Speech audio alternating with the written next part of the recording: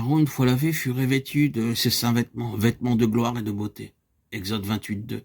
Montrant la gloire et la beauté que notre Seigneur Jésus-Christ désire que nous possédions pour lui.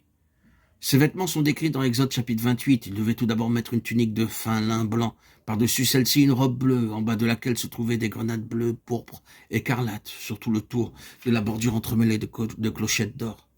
Il était ensuite revêtu de l'éphod, ouvrage de fil bleu, pourpre, écarlate et or. Dans l'éphod était le pectoral, qui comprenait 12 pierres portant les 12 noms des 12 tribus. En plus des 12 pierres se trouvaient 2 autres pierres appelées l'Urim et le Tumim. À l'aide de celles-ci, le sacrificateur pouvait rechercher la volonté de Dieu.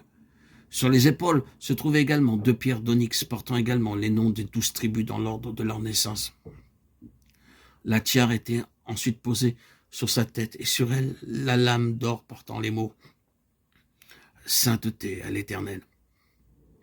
Lorsqu'il avait revêtu tous ses habits, l'huile sainte d'onction était répandue sur eux tous. Préparé par l'examen, le lavage, l'habillement, l'onction, il était maintenant prêt à servir Dieu. Ne pensez pas qu'il est facile de servir Dieu. Certains pensent qu'en allant dans une école biblique, ils seront aptes et prêts pour son service. D'autres pensent que porter une Bible sous le bras suffit pour servir Dieu. Ce n'est pas ainsi que l'on sert Dieu. Il n'y a pas de moyen terme. L'huile d'onction sainte était un symbole du service que Dieu veut. Dieu a préparé un plan divin. De cette manière, tous peuvent le servir de façon agréable, avec respect et une sainte crainte. Pour un tel service correspond une préparation choisie par Dieu.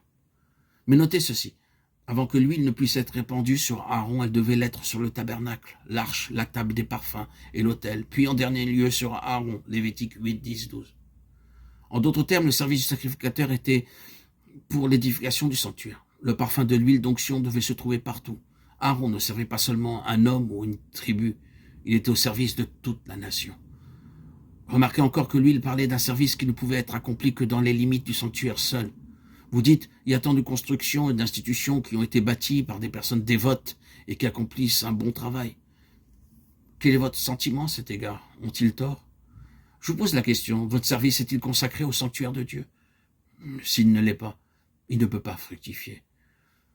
Le souverain sacrificateur ne pouvait pas aller où bon lui semblait avec les sacrifices du peuple.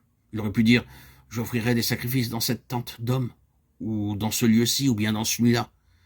Dieu lui disait que chaque sacrifice devait être offert sur le parvis du tabernacle pour tout le peuple, et que le sang devait aller dans la présence du Seigneur lui-même.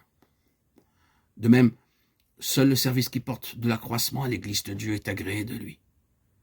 Cette pensée vous donnera la réponse à bien des questions. Il désire uniquement ce genre de service, que dans le lieu très saint de son saint sanctuaire soit apporté le parfum, un service qui permet à l'Église de Dieu d'être édifiée.